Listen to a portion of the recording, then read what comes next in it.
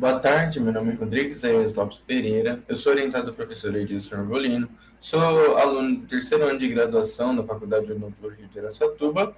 Eu queria agradecer à banca organizadora por ter aprovado meu trabalho intitulado por A Periimplantite, um importante fator de risco local para osteonecroses maxilares associado ao uso de medicamentos. Bom, primeiramente, a gente tem que entender que os bisfosfonatos é uma linha de fármacos utilizados para o controle e para o tratamento de certas enfermidades.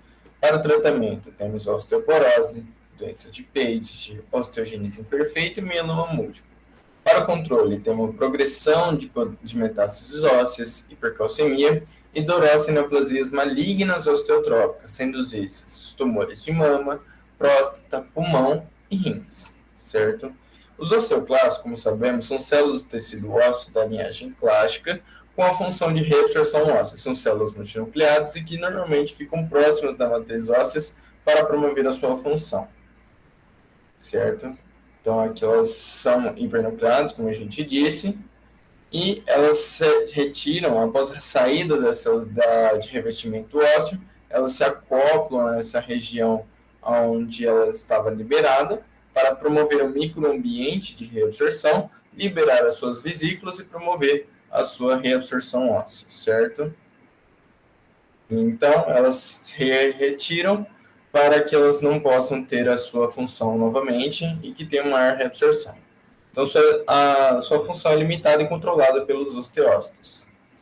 E a ação dos bisfosfonatos reage diretamente sobre a via do mevalonato, sobre principalmente a enzima farnesil bifosfato sintase, certo? Que impede a formação no final de algumas proteínas, que tem função de levar a uma alteração morfológica, um rearranjo do citoesqueleto e também, principalmente, a apoptose precoce. Dessa maneira, vai fazer com que ocorra uma inibição da reabsorção óssea. E alguns efeitos adversos dessa inibição da reabsorção óssea é um aumento de tecido ósseo não vital, levando então a uma condição chamada de osteonecroses maxilares associada à terapia medicamentosa, que, de acordo com Rubier e colaboradores, numa versão atualizada de 2022, inclui todos os seguintes elementos: a presença de um osso exposto ou um osso que possa ser sondado por uma fístula intraorestal oral na região maxilofacial e que persiste sem reparação por um período maior do que 8 semanas em pacientes com tratamento prévio ou atual com drogas antirreabsortivas e ou antiangiogênicas e sem histórico de radioterapia ou doenças metastáticas dos maxilares. E os fatores de risco para essa doença são o uso do bisfosfonatos por via intravenosa, bisfosfonatos potentes, mulheres em idade senescentes e com algumas comorbidades, como no caso de diabetes, e pessoas que já passaram por procedimentos invasivos, como extrações dentárias ou instalações de implantes, ou que possuem doenças com processos inflamatórios infecciosos, como no caso a periodontite ou a periimplantite, que futuramente eu irei explicar. E hoje em dia tem a sua relação maior de acordo com os usos dos bisfosfonatos, e a instalação dos implantes. Então, as pessoas normalmente instalam implantes e passam a usar os bisfosfonatos em alguma fase da sua vida, ou vice-versa, levando então a uma condição chamada de periimplantite. E a periimplantite tem algumas consequências para o tecido ósseo para essas pessoas e a duração do seu implante, levando então ao comprometimento de grandes extensões da maxilomandíbula, ou remoções em bloco, ou então fraturas patológicas, certo?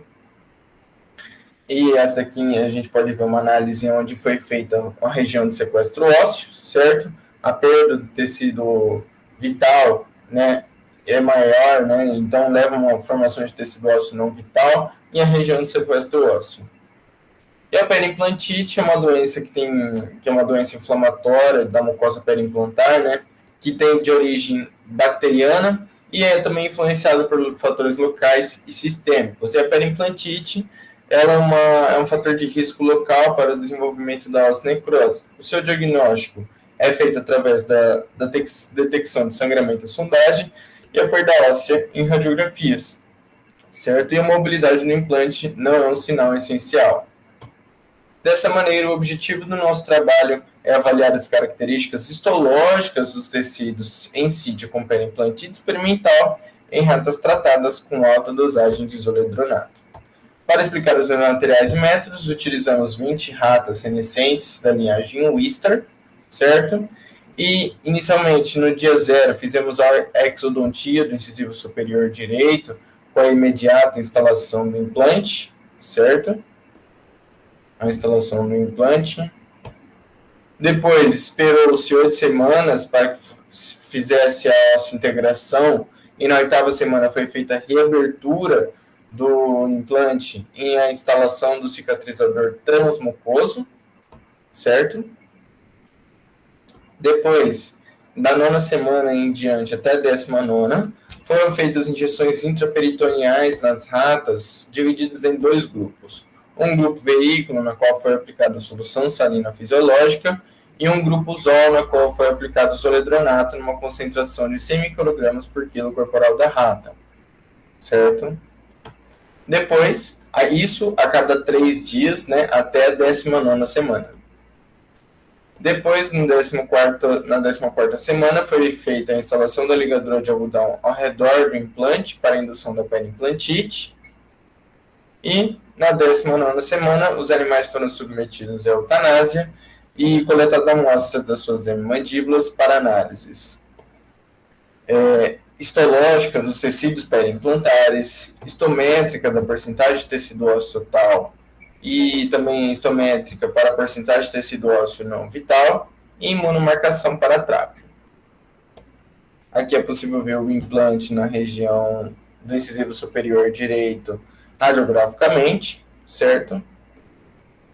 E nos resultados é possível analisar por meio de uma análise histopatológica, né, do tecido ósseo, em que o grupo VIP apresentou uma menor quantidade de lacunas vazias de osteócitos em relação ao grupo ZOLP, caracterizando assim que o grupo ZOLP apresentou uma maior quantidade de tecido ósseo não vital devido a essa menor quantidade de osteócitos, certo?